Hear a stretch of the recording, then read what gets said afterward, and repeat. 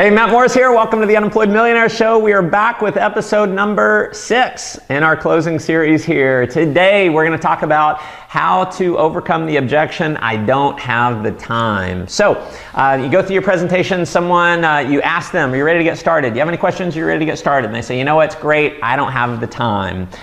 Very, very common objection. I'm going to tell you a couple of things that I use that are very successful.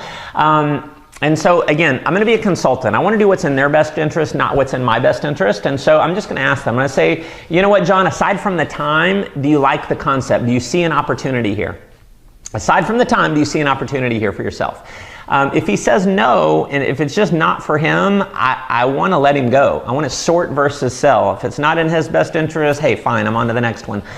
If he sees the opportunity, if he likes the idea, I'm going to say this. Look, I don't need your time. You know 100 people that I don't know, and this is what I'm going to do. I'm going to win you over with paychecks. Okay, here's how it works. All I need you to do is set up an introduction. Introduce the people that you know to me. Put me in touch with your sharpest, most ambitious people, and I just need you to help set up the appointment. I will go, I'll present on your behalf, I'll close them on your behalf, I'll get them signed up, and I'll train them on your behalf, and you'll start getting checks for literally not doing anything. And I'll tell you what's going to happen is once you see some income start rolling in that I'm doing for you, I'll tell you, you're going to figure out a way to put in an extra couple hours a week to build yourself some financial freedom. So, let's get you started, okay? Okay, there you go. So you're basically letting them know you're going to put them, you're going to go to work for them and win them over with paychecks. So that's number one. Number two is feel, felt, found. You know, it's basically they say, you know, it's great, I don't have the time. Well, aside from the time, do you like the idea? Do you see that this is a solid opportunity? When they say yes, say, you know what, I know exactly how you feel. When I got started, I felt the exact same way. You know, and I had it in my mind that it took a ton of time to actually be successful.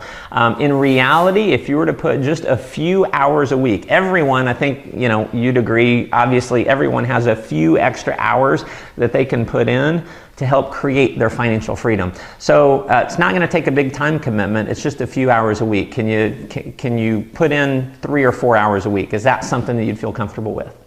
See, in their mind, they may think they have to put in 20 hours a week. And when you tell them it's really only a few hours a week, you know, sometimes that'll get them started.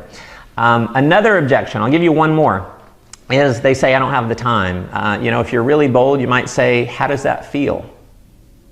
And you just let them answer. And let them, you know, get a little bit authentic with you. And chances are they don't like the fact that they don't have time. So they don't have the time. How does that make you feel? And they tell you. And then I'm going to go into a consultant mode. I'm going to say, you know what, Sally, where you are in your life right now, not having enough time to do what you really want to do in life is because of the decisions you made 2 and 3 years ago. And where you're going to be 2 and 3 years from now is based on the decisions or lack of decisions that you make today. So let's make a decision today, right now, to help you get into a situation where 2 to 3 years from now, you've got extra time, you've got time to take vacations, you've got more time to be with your family. Let's get you started, okay?